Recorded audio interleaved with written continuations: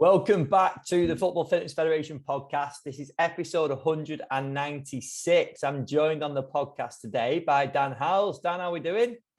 I'm good, thank you. Thanks for the invite. No problem, mate. I think we've got some cool stuff to cover. But to start with, we've got to start with what you just showed me. The amount of dogs in that one room. How many have we got in there, Dan? I've got 6 behind me, I think, and 2 in the other room, or maybe 5 and 2. Yeah, we're a little bit delayed, aren't we, on our start time based on the one dog barking and the rest following suit. But yeah, another element to my high performance lifestyle when it comes to focusing on sports is to have a side business, and we've got a little dog home boarding business. So I'm in charge today. Brilliant, mate. Brilliant. Well, we're going to focus. I know you're putting a lot of stuff out about this at the moment about careers, and I know you've got a lot of valuable stuff we want to cover. And I wanted to start the podcast on you and just go into a little bit of your background, your career, and then obviously we can spiral off from there. So can you give us a little bit of a rundown? Yeah, so my career started with, lack of knowledge of where I wanted to be. But I think that's standard. I think that's a real comfortable space to operate in. I just did a university lecturing open day this weekend and just met prospective students, and nobody really knows what they want to do at that stage of their career, and that's absolutely fine because I think that's normal.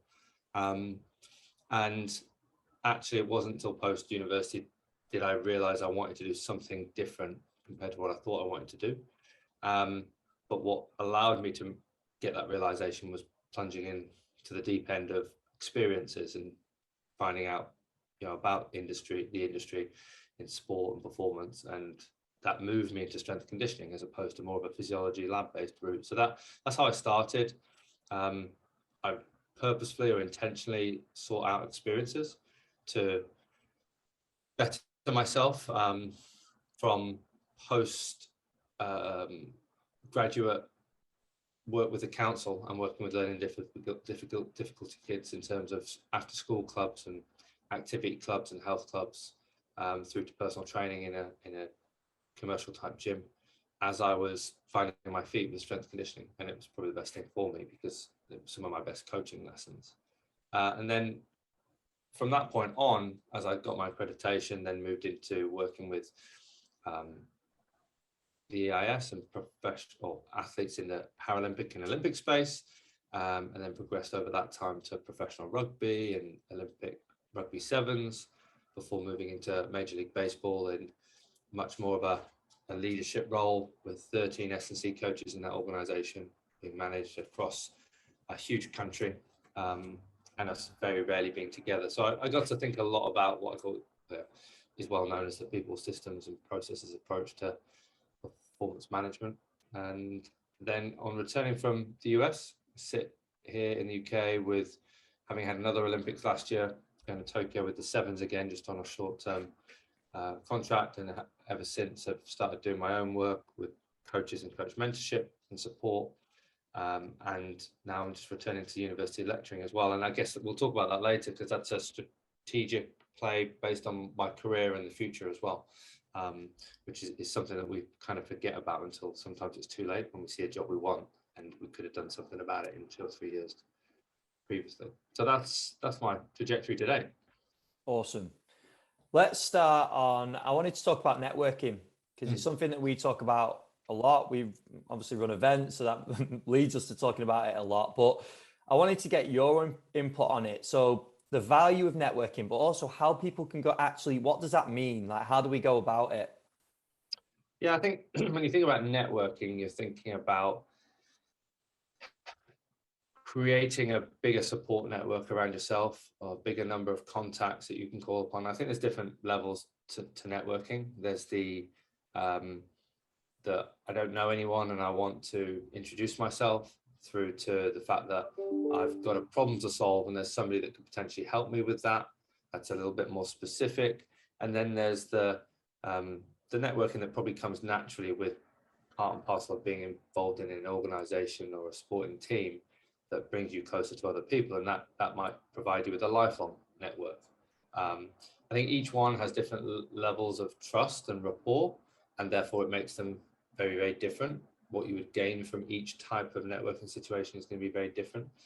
But But ultimately, we don't get far being a lone ranger unless we're a business owner. It's our own business, and we're an N=1 type of business. So it's important. It's vitally important. It opens doors. It opens opportunities. And I think the next bit of detail is people think that networking is the answer to. It's who you know that helps you get your opportunities. No, it's who you know, and who knows what you're capable of or what you can do. And so there has to be purpose within networking. There has to be an objective to it, I believe. And I certainly think that I didn't know really. I was just really eager as a young practitioner, and I was eager to learn. But ultimately, I was putting my hand to networking in a really constructive and intentional way early on in my career. So in terms of that approach that you took then, because I completely agree that we can't forget the fact that you've got to upskill as a practitioner at the same time. You can't just go and spread the message around that you're looking for something. You've got to be upskilling at the same time. What was your approach then when you just touched on it then? My approach was that, and I talked to some of my mentees about this, is like, what opportunity can you create within the environment you're in to leverage benefit for yourself?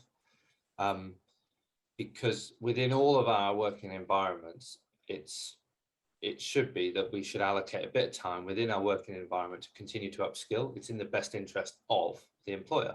And funnily enough, returning to academia, I've been refreshed by the fact that there's an allocation of a half a day a week for me to do a teaching certificate in my paid teaching hours, because that's an investment in me. And so what I did, I was working for an employer. It was EIS. It was a fantastic environment to be part of, and I was already seeing a lot of different things in the Olympic space, Paralympic space, but identified gaps in terms of where I wanted to be. Okay, so I wanted to be in a professional team, football, rugby. I didn't necessarily know which, but I knew I wanted to step into a professional, slightly different, pressured environment. So whenever I had opportunity or free time, I would travel away to see someone and spend time watching them in their environment. I would, maybe if I was traveling to see friends in a different town or city, could I go up the day before and use that as a CPD opportunity? Could I bring back what I've learned back into the EIS environment on Monday and share it with people? So I was leveraging in a strategic way the opportunity to see more, create networks, learn, bring value add back to the environment I'm in, but with an intention of, I want to see places that I'm not getting exposed to, like rugby clubs, like football clubs, because I want to be there in 5 years' time. So that's how I went about it. The specifics and the strategies, I guess, are just simply, back then we didn't have LinkedIn, we didn't have social media, so people weren't accessible. So actually it was more natural to ask a question of somebody you knew, and did they know this person that you were trying to get that connection with? And so I think naturally it happened that doors became or got opened for you. Whereas I think we bypass that now, and I guess coaches coming through their academia now and early stage career are not used to the fact that people are much more accessible in terms of the ability to contact them. And so they go direct, and that's probably a problem in itself sometimes. But yeah, that was my approach, and that was nearly 18 years ago when I started doing that in my first year out of uni. The one thing you brought up there is obviously where you had an idea on where you wanted to end up. And it'd be interesting to get your perspective, because I know you mentioned before about speaking to university students and them possibly not knowing at that point. But if we go a little bit later in a career, maybe post-grads, maybe even in the first role possibly, when you spoke to people, when you're mentoring coaches as well, do they now at that stage have that idea of where they want to end up, or is it still a little bit blurred for a lot of people? I think everyone has an aspiration. I would like to work in a football team. I think it's the framing of that aspiration. So the framing of it becomes more like, that's where I want to be next. But that gap is just too far. It's too big. And therefore, what is my next step? What's my stepping stone? So my first step into paid work from a postgraduate situation was that I did an internship with the US ski team as a strength and conditioning coach, physiologist, and realized that was what I wanted to do S&C. My next step in the career was I went to work for a university because I saw that as my stepping stone to something like the EIS or an academy, and an opportunity to take 18 months to learn some coaching skills and get my UKCA and just become an adult for the first time, earn an income and understand even what tax is, and how that operates. So that was my logical progression. It's like, I'm going to take something like that because I want to step towards something. I don't need it now. And then the EIS came about for me, and I was like, what better way to learn a ton of different skills from a ton of fantastic practitioners across a range of different sports. The role was a multi-sport role, and it absolutely fitted what I needed to do next. And this does come back to also aligning your needs and wants, which we could talk about as well. And so that step was intentional towards professional sport.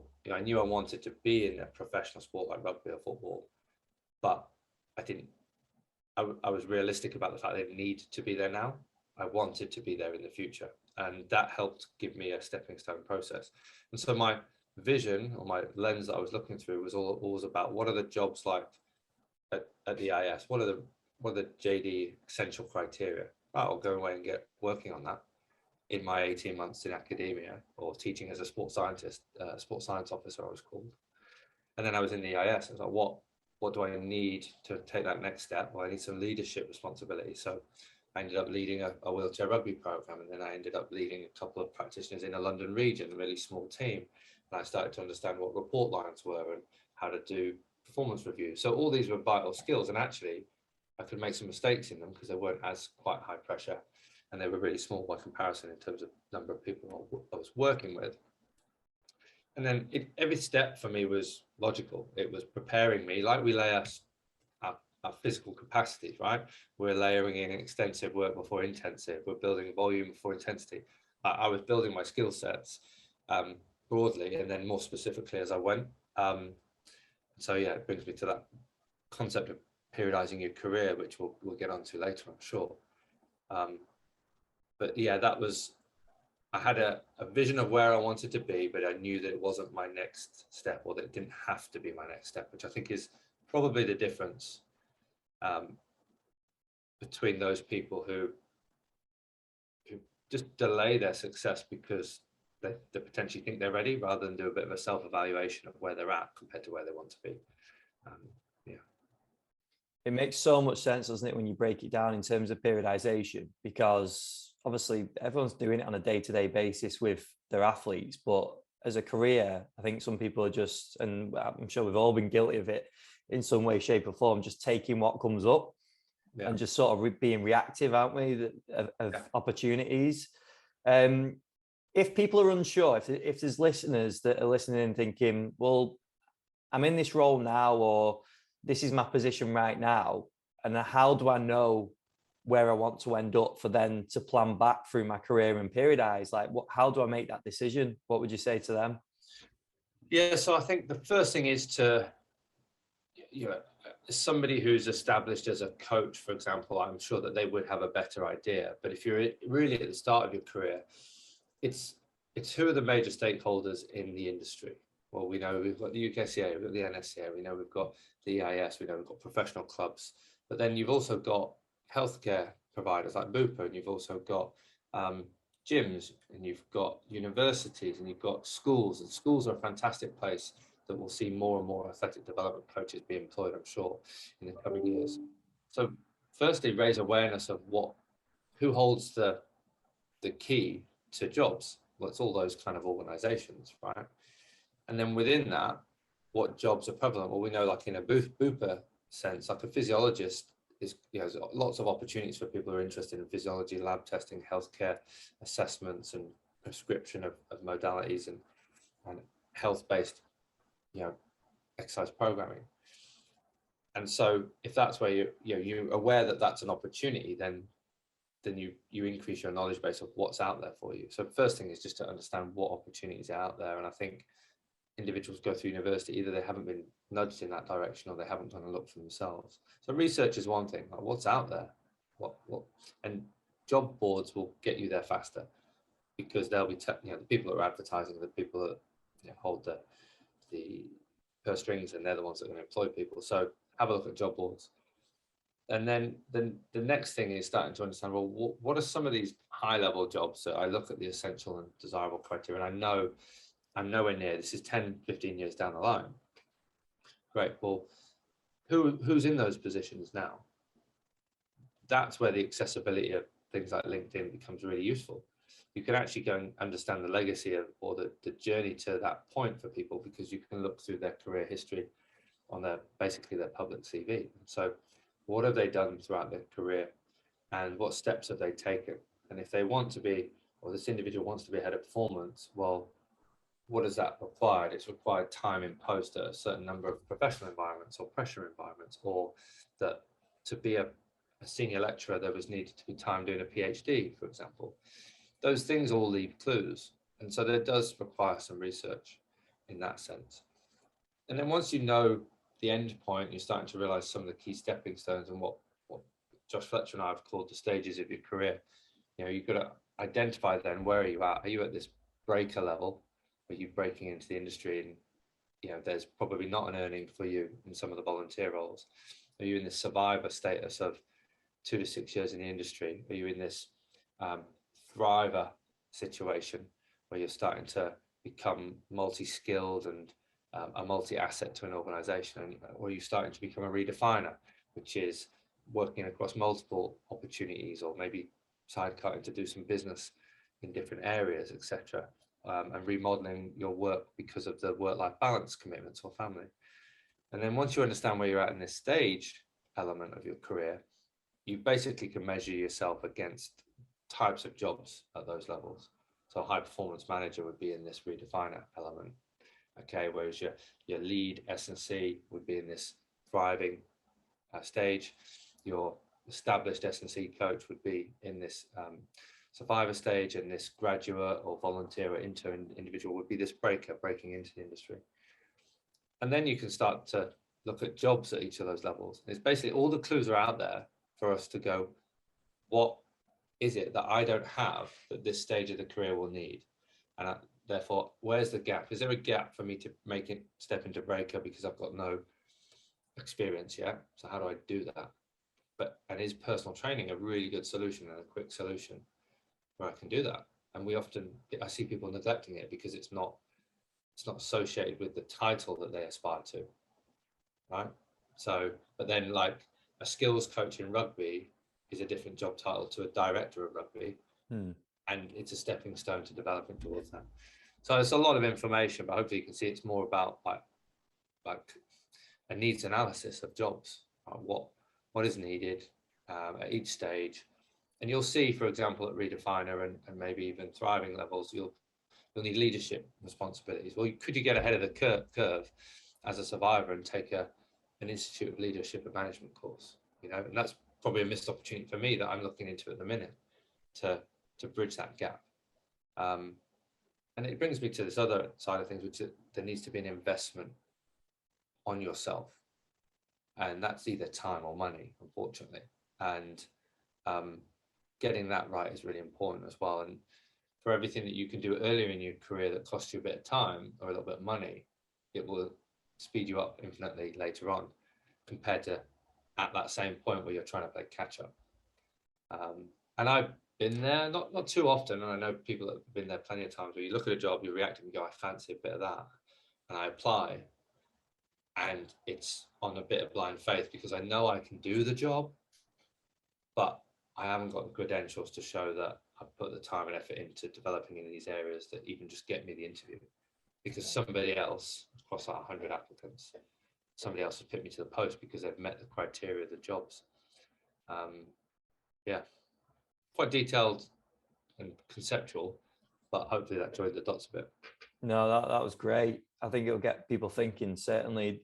The other thing I wanted to ask on that, and I know Josh and yourself have done some great work in this, is you just mentioned about like looking at a job, noticing the credentials, then understanding where you're at and maybe what you need to work to. And I don't quite know how to phrase this, so hopefully I put it right across okay. But do people really understand whether they definitely want to do that role and take into consideration everything that comes with that role? So if it is like a high performance coach or a head of department or whatever it is, there's a lot of different responsibilities on that person than there is maybe someone that works in their team.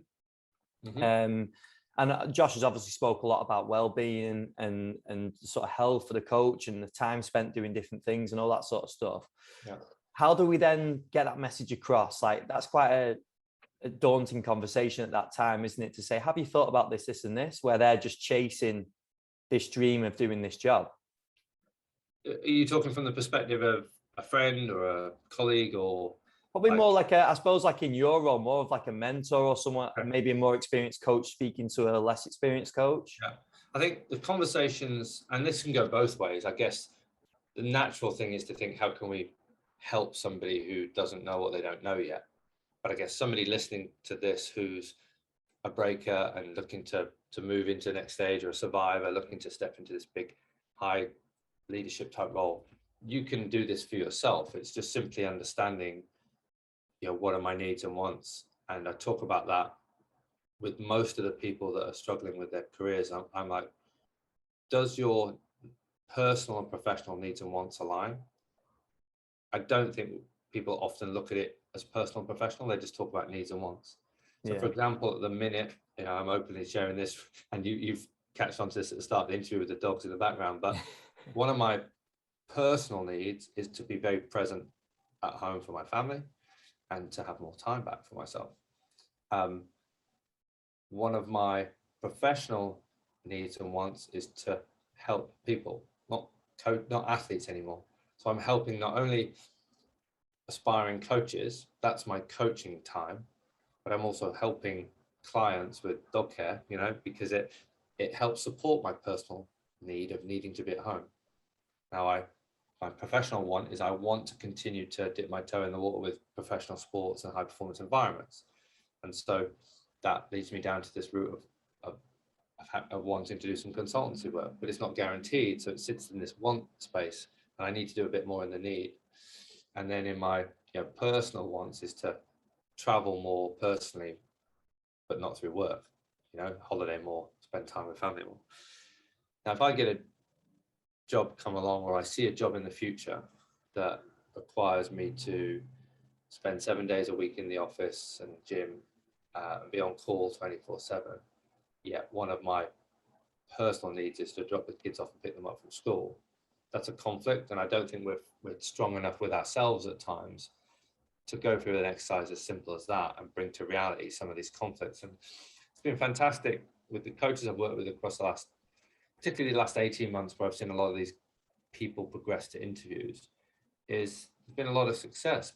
There's also been a lot of situations where individuals have turned down those roles that they've been offered because they're really comfortable operating in a space of, well, one of my personal needs is to pay the bills. But the professional situation is that this role at this point and this market value is not paying that, I'm afraid. For me, I can walk away happy that I was offered the job, that I know I've got the skills to do it, but it just doesn't align to my needs and wants. Whereas I think we jump through hoops to take that next step, and you just have, and then we're in that situation of poor well-being or burnout and anarchy against the industry, when I think we have to take responsibility ourselves. So whether or not it's a top-down mentorship approach, or whether it's I'm going to think about these things for myself, it's important to bring that to reality early in a career, because you can totally get on board with the fact that absolutely, I love it. Some people's personal needs may be to work every day because it's the only thing that keeps them straight and focused. And that to not have that would just, would lead to results that they don't aspire to or want in life. And I've seen a few debates online about people working 8 hours a week, but it's like, that's not healthy. But if the individual's personal need is to do it because I love it, gives me so much reward, then kudos to them and go for it.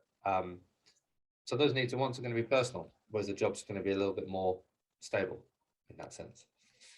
Yeah, I'm always aware having this type of conversation that I don't want it to seem like there's one way and one way of doing things, and that like you say, your needs and wants should be the same as like yours or mine. I think the important thing is asking those questions, isn't it? and being real with yourself and actually taking the time. Because I think honestly, that's what people don't do. Yeah. And I'm sure there's many of the listeners listening now that are thinking, actually, I've not really thought about this sort of stuff before. Yeah. And hopefully it gets people thinking, and whether if they're on the right sort of path and it aligns, then great. But if it doesn't, slightly, hopefully it gives them a little bit more insight into maybe where they can make changes and amendments. Yeah, and we, as a group of practitioners, it's probably the same across any industry, in any job, is that we generally moan, I say, or complain, or are disappointed or disgruntled by something that that we're observing in hindsight, and not for what it could be, or what I could have predicted it to be. So what I mean by that is, if we could ask these questions of, say, an employer as we're offered a job or interviewing for a job, you'll get a good feel for what it would entail. And there's two benefits to this. One is it the job for me? Which is just as important as, am I the right person for that job? But secondly, if you're getting answers around scheduling, say that, yeah, you get a day off a week, it's great. That's a reference point to work with in managing healthy barriers from that point on.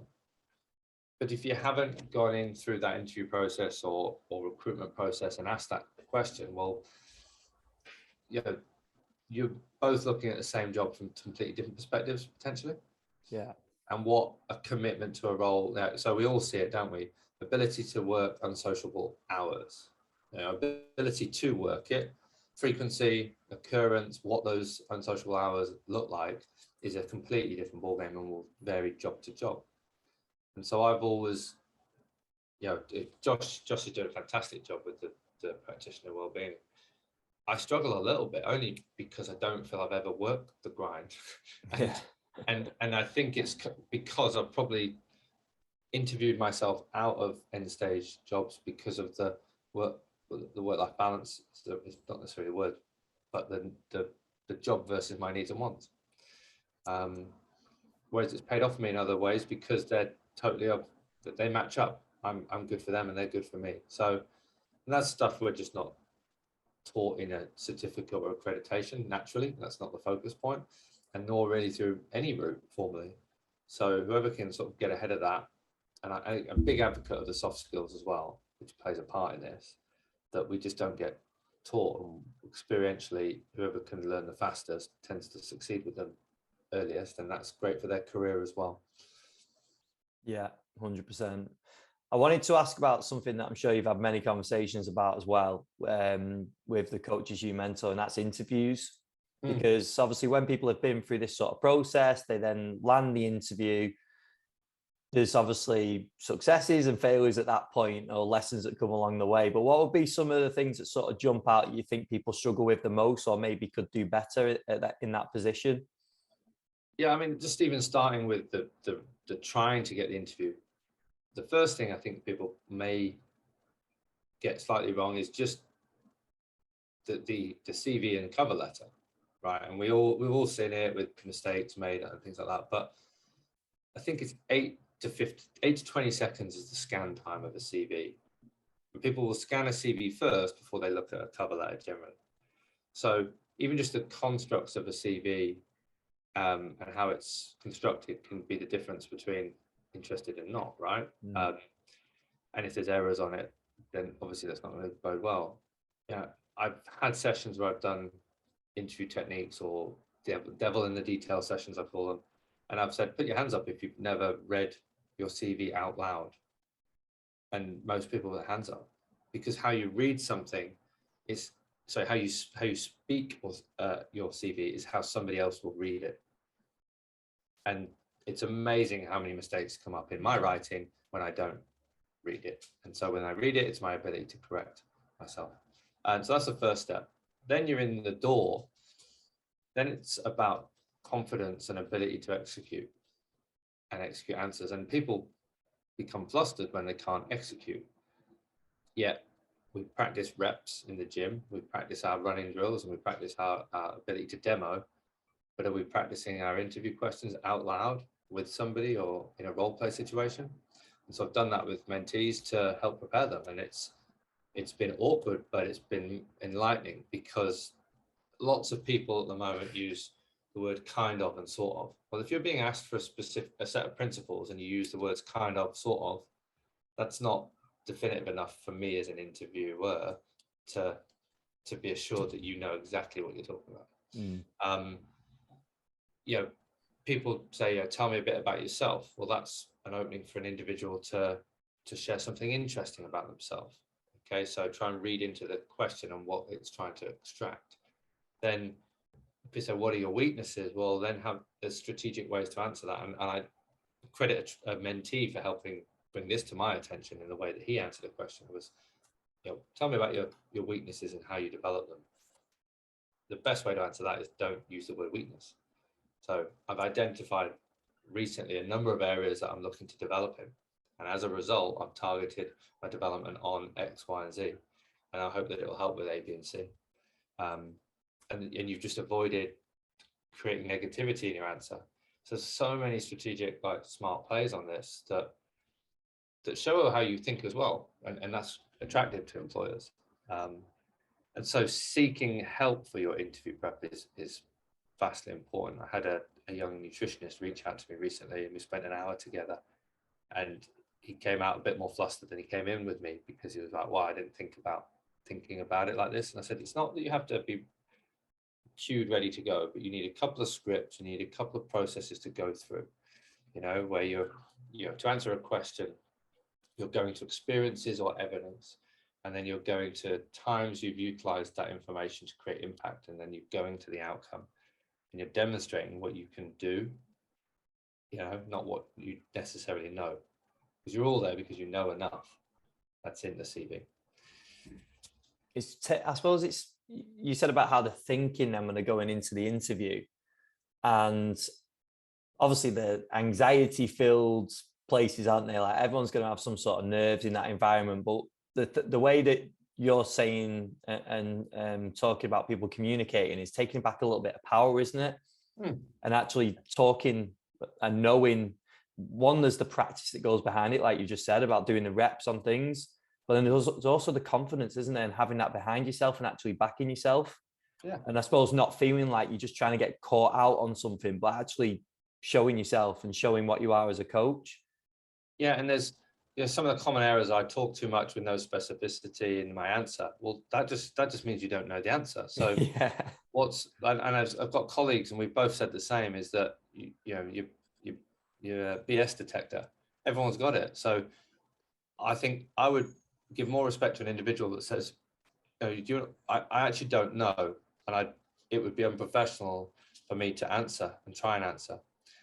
But having been asked what I've been asked, my thought process goes to this area and this area, and my ability to ask my support network around me comes back to your network of mentees. And I'd be calling on somebody who's got more experience to make sure I do come away with the right answer and the right application in this environment.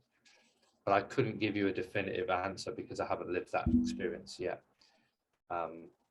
That I think is far more respectful than trying to kind of sort of work around the answer with no specificity. And then the I guess the other side of the communication side of things is, if I'm practicing something, I come in with confidence to answer things.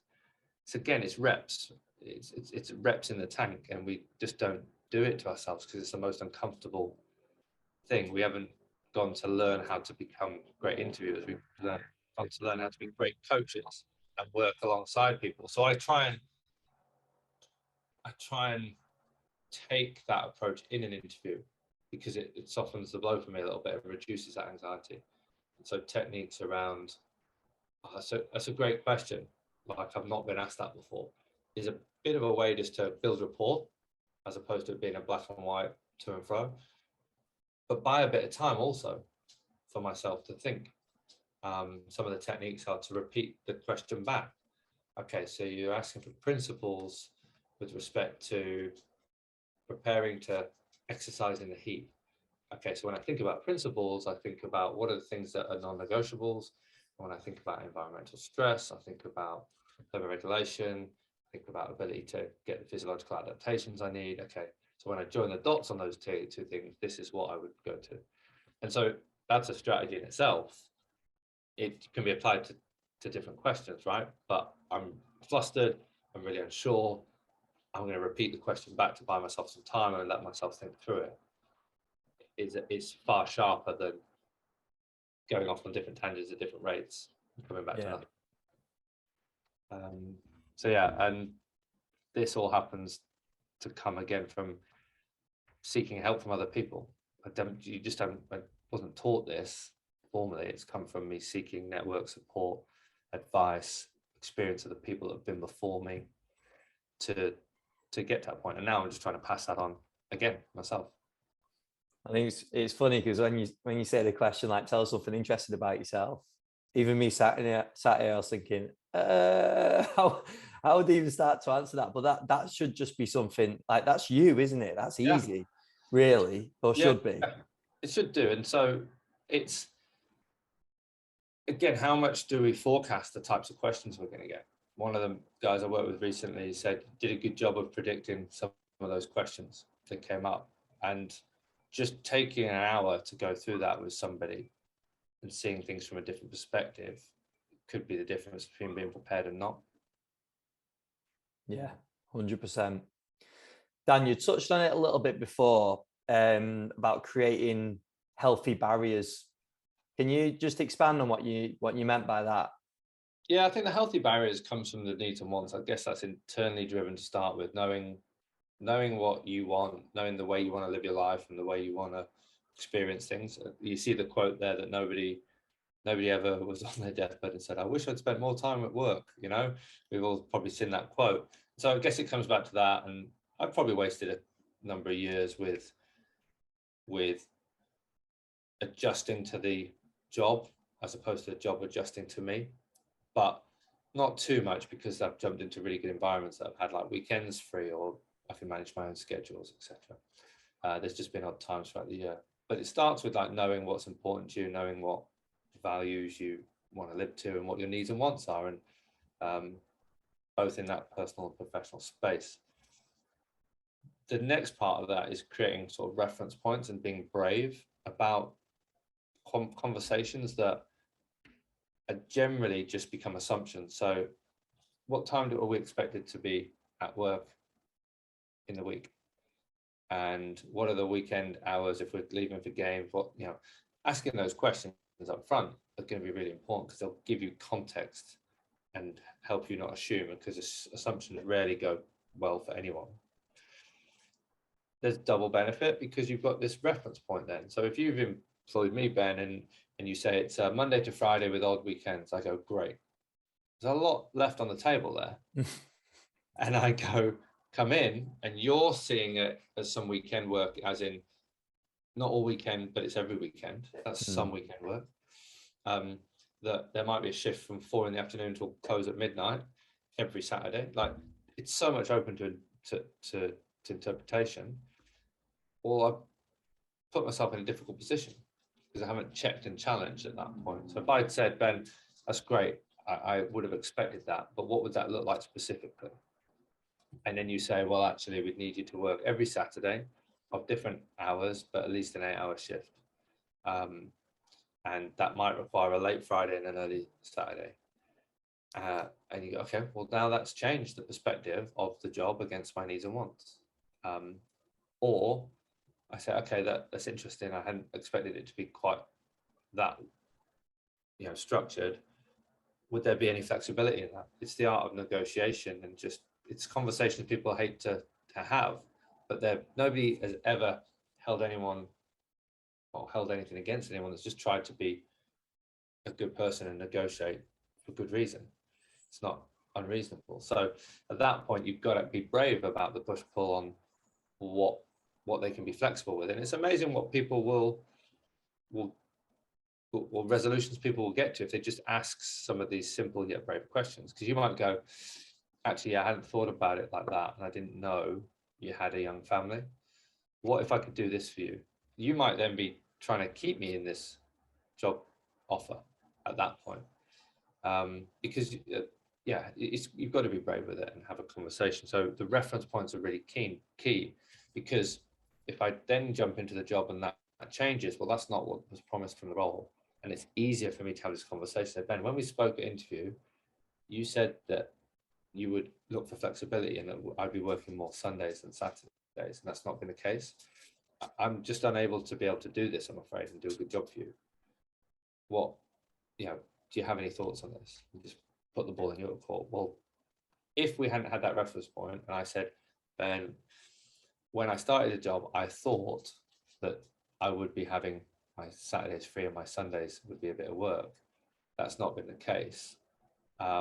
You'd say, well, you should have asked that interview. Like, it was there in the job spec.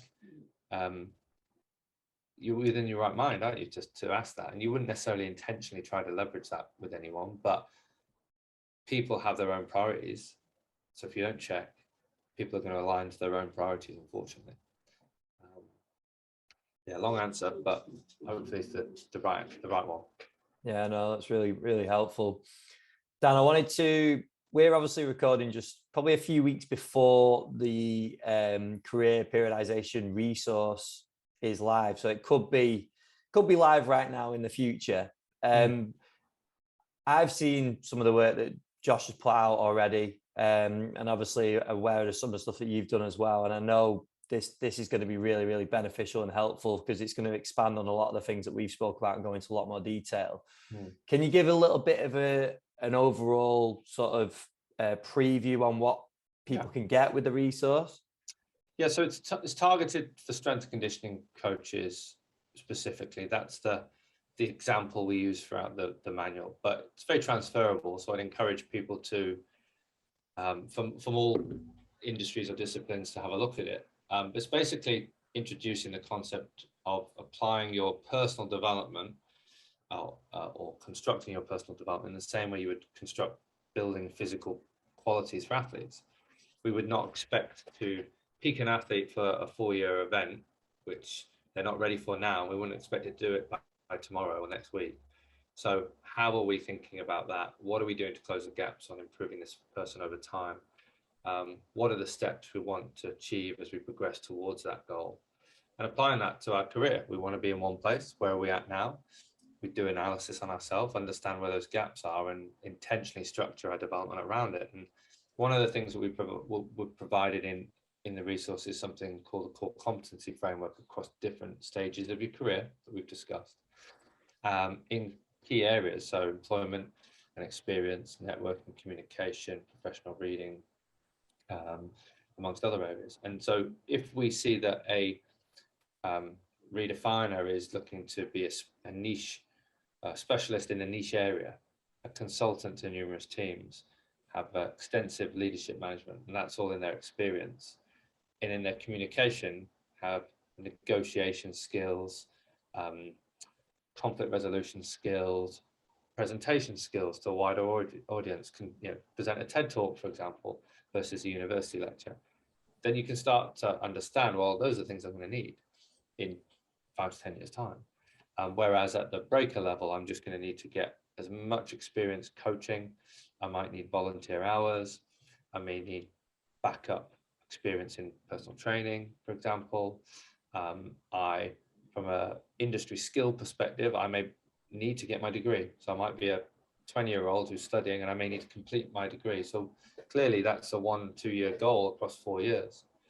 So we create this framework for people to look at and go, okay, well, here's a 4-year, literally a planner that will provide a 4-year planner. What are my yearly goals? 2 to 3 broad stroke goals I want to achieve in these areas of experience and employment, industry skills, communication, networking, etc.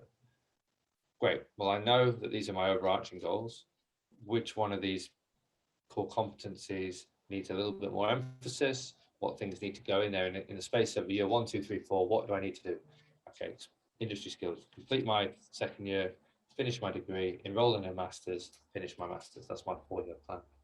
From a experience and coaching point of view, in my last 2 years of university, enroll in a placement, look for experience in my summer months after my 3rd year's finished, look for full part-time or full-time employment in year 3, and consider myself an established coach by year 4. Really broad strokes at the minute, but then once you've got your 4-year mapped out, you jump into your 1 year, which is your micro meso approach. You go, right, well, in my quarters, in my first 3 months, what do I want to do in these areas to achieve my year 1 goal of finishing my second year degree and getting some coaching experience?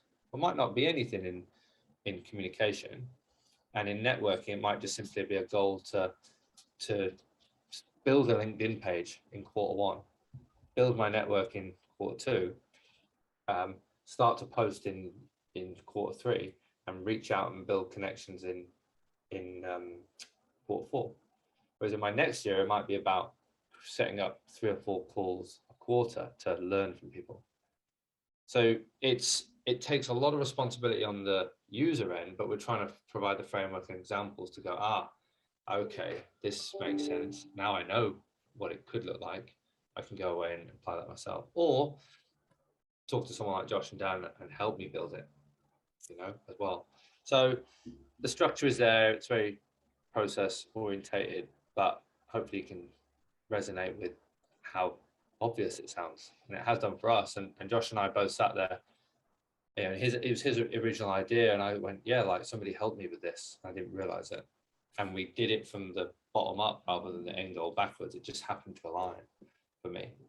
But I think we need a bit of clarity of that end goal. And then we talk about agile periodization. This plan will not be the same for 4 years. And we talk about pushing or trashing. So there might be something that you think is a competency you need. And then after a year or two, you go, do you know what? Actually, I want to focus more in this area. And so basis accreditation it's just not needed. So I'm actually going to bin that because I want to bring in something else. So that's the agile element. And that's what keeps it present and at the forefront. Because if you do it and put it on the wall and never touch it and mark it and cross off and tick, you're not living it. Yeah. It's just another periodized plan that sometimes don't go to plan most of the time.